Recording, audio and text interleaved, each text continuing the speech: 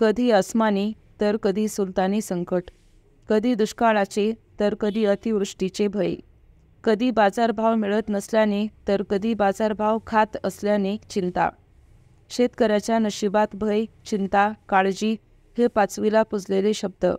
अशा नकारात्मक परिस्थितीत आशेचा किरण चमकतो. मालाला भाव येतो. आता आर्थिक चणचण मिटेल अशी भोळी आशा तो लावून बसतो. कधी नव्हे तो खिशात पैसा खेळणार असल्याने त्याचा आनंद गगनात मावत नाही. पण हे सुख फार काळ टिकत नाही. सरकारी वक्रदृष्टी शेतकऱ्याच्या सुखावर पडते आणि त्याच्या साऱ्या आशा अपेक्षांवर पाणी फिरते. असंच काहीसं घडलंय कांदा आणि टोमॅटोच्या बाबतीत. देशांतर्गत यंदा कांदा आणि टोमॅटोला चांगली मागणी आहे. त्यातच स्थानिक बाजार समित्यांमध्ये या दोन्ही पिकांची आवक घटलेली आहे. परिणामी स्वाभाविकच कांदा आणि टोमॅटोच्या दरात वाढ झाली आहे. त्यामुळे शेतकरी सध्या सुखावला आहे. परंतु सरकारला हे सुख बघवलेले दिसत नाही.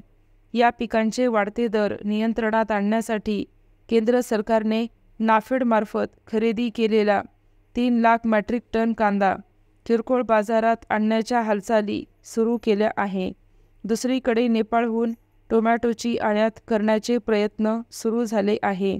या निर्णयामुळे सर्वसामान्यांना जरी दिलासा मिळणार असला तरी शेतकऱ्यांना मात्र याचा मोठा फटका बसणार आहे. शेतकऱ्याला 4 दिवस सुखाचे कसे येतील याचा खरे तर सरकारने विचार करायला हवा. परिच्छेद.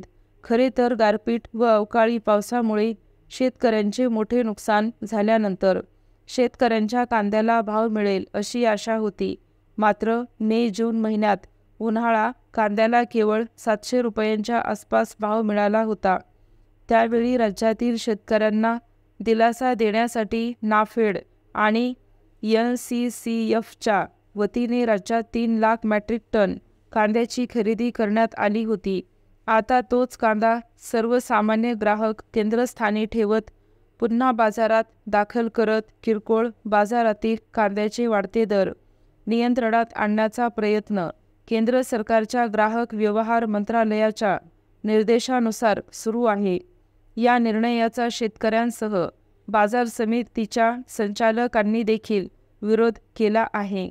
कांद्याला भाव नाही म्हणून कांदा चाळीत साठवून ठेवला. त्यातील 50% अधिक कांदा हा खराब झाल्याने उकिरड्यावर फेकून द्यावा लागला. गेले 4 महिने चाळीतल्या कांद्यावर खर्च करून तो सांभाळला. आता मात्र कांद्याला चांगला भाव मिळायला लागला तर केंद्र सरकारने 3 लाख मेट्रिक टन कांदा बाजारात उतरवायचा निर्णय घेतला. केंद्राचे हे धोरण म्हणजे शेतकऱ्याचे मरण असल्याचा आरोप शेतकऱ्यांनी केला आहे. कांद्याला सध्या 2000च्या आसपास सरासरी भाव आहे. हा भाव 5000 रुपये जरी झाला तरी देखील शेतकऱ्यांचे नुकसान केवळ भरून निघणार आहे. जेव्हा कांद्याचे भाव कोसळले होते तेव्हा हे सरकार कोठे गेले होते?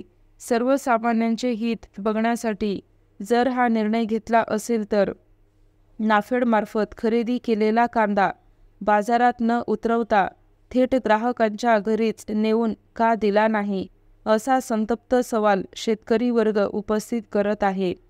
कांदा लागवडीपासून तर कांदा काढणीपर्यंत शेतकऱ्याला साधारण 60 ते 70 हजार रुपये एकरी खर्च येत असतो.